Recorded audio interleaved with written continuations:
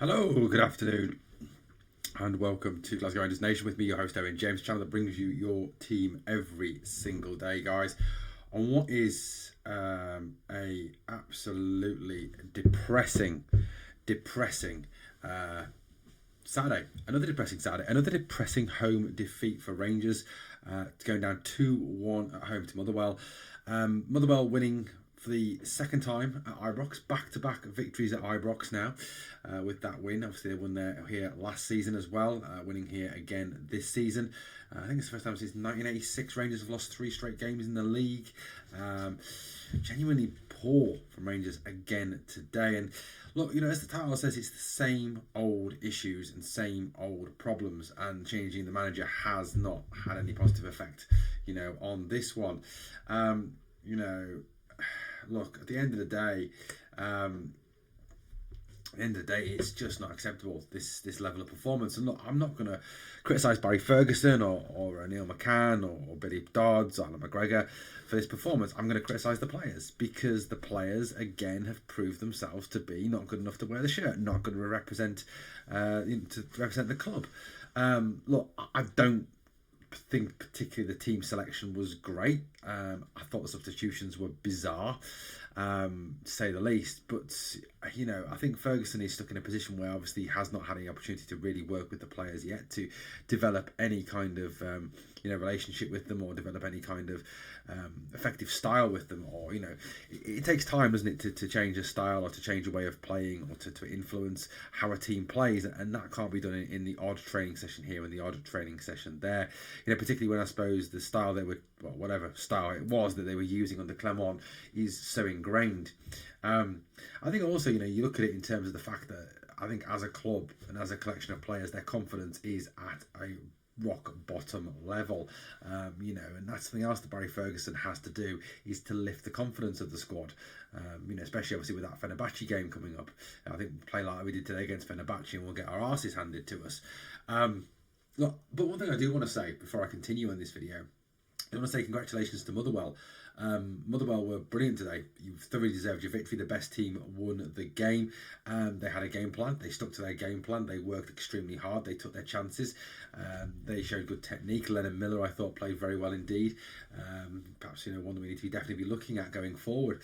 But look, you know, in terms of the actual game, they're the best team won. The best team actually won. And you know, look, whatever you think of the disallowed goal, you know, it's still, I think Motherwell deserved to win the game. They were the better side.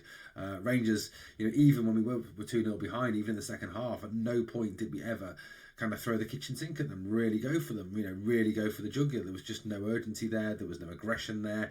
I think the players have given up, if I'm being honest with you. I think this collection of players have actually genuinely given up.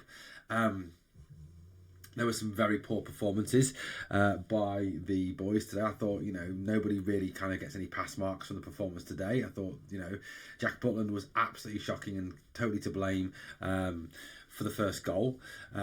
Second, I mean, obviously, you know, second goal as well. I think, you know, you can put the blame for the second goal firmly at the feet of James Tavernier. I know the fanboys won't like that. And Hjefte, I mean, Tavernier gives the ball away ridiculously easily. And Hjefte, where is Hjefte? I mean, we could have a little book we could find, you know, it's like the Where's Wally books, the Where's Hjefte books. Look, I thought Tav was shocking today, absolutely shocking again today, you know, and talk all you want about the accolade that he got, the personal accolade he got before the game. Another personal accolade, and he is all about personal accolades. That's what the man's about. You know, the guy's not about team. He's not about what achieving for Rangers. He's solely about himself. You know, and the sooner he's gone, the better. I do, however, feel that he will be given a new deal and he'll be still here next season. I genuinely think that'll happen. I really hope not. I think if he's captain next season, I think no matter who takes over the club, will be stuck with another season of underperformance. He's that bad. But look, I thought, you know, overall the performance was poor from every single player on that pitch. No player escapes blame. Dessers misses chances, which, you know, he took one, but he missed a couple as well. One of which he certainly should have done a lot better. You know, he he is an enigma. He is an absolute enigma. I think the miss in the first half where he ducks under the ball, I think, that says everything you want about that man. Yes, he scored 20 plus goals. People keep coming back to that, but look at the goals that he scored, and they generally don't matter. They're games, they're meaningless goals in meaningless points of games. Very few of his goals actually carry a meaning. He isn't good enough. He really isn't good enough. And look, I get the 20 goals a season stuff, but like I said, go back and watch the goals. When were they meaningful? When did they actually matter? In the actual game itself, I would say the vast majority don't. He's just not good enough for Rangers. You look at Hamza. Hamza, to me, his control is still very good. His hold-up play is still very good. But some of the other play around him, his decision making, his confidence is pretty poor. I think Clement has a lot of blame for that. Clement absolutely destroyed this man's confidence. This boy's confidence. He was playing very well as the striker through the middle, doing well, and Clement crowbars his mate Donkey back into the team and sticks Igman out on the wing, absolutely ruining his confidence. The same way he did with Fabio Silva. The same way he's done with a lot of players. Bayrami, for example, another one who's had his confidence shot to shit by Clement and his appalling tactics. So I think it's going to take time for Barry or for whoever to rebuild Hamza and get him back to where he was.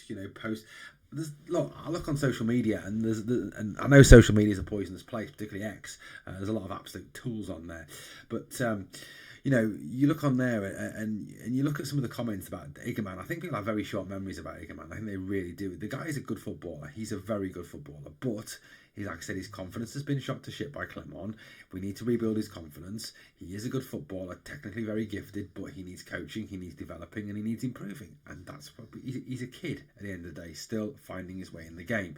And these comments that have been made about him, he's shit, he's dug meat, he's minced, blah, blah, they don't help. Not with a young kid like that, Get off his back. Before anyone comes back at me with, well, you said that about Dessus. Yeah, well, Dessus ain't going to get any better. He's 29, going on 30. I think he's 30 now. The guy's only going to go downhill from now on, whereas Igman is an asset that will get better, hopefully, and develop. So it's totally not the same thing. In terms, like I said, again today, you look at that performance, and there wasn't enough width in the team. I think the issue, for me, you look at the situation where you've got Ridvan at right back and Cheney at right wing, and both of them are left-footed, heavily left-footed, and both of them are constantly cutting in onto their left foot, which is constantly narrowing down the pitch. It just was not right. And Tavernier at centre back, he's not a centre back, for God's sake. He just isn't. And you look at the team today, and you look at some of the players who are on the bench today for Rangers. And some of them will be asking questions. They really genuinely will. Where you'd rather play a right back who is a shockingly bad defender at centre half. You've got Balogun on the bench. I know he's just come back from injury. Sterling as well, just come back from injury. I know that. But Rafael Fernandez wasn't on the bench today. Was signed as a centre back.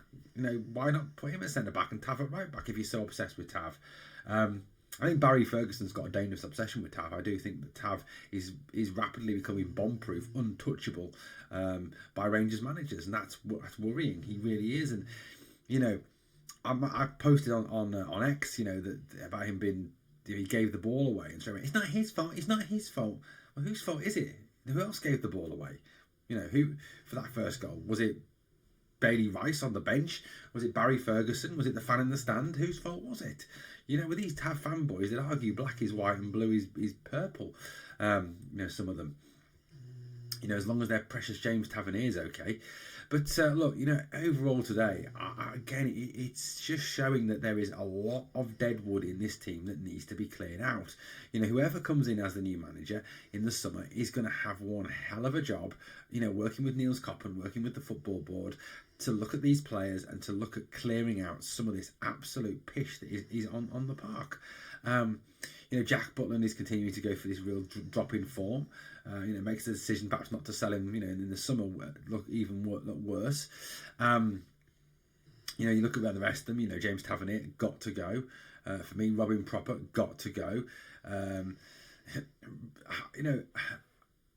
That's just naming a couple of them. I think, there was others on that park that are just not good enough. Bayrami isn't good enough. Dessus isn't good enough. They've all got to be sold in the summer.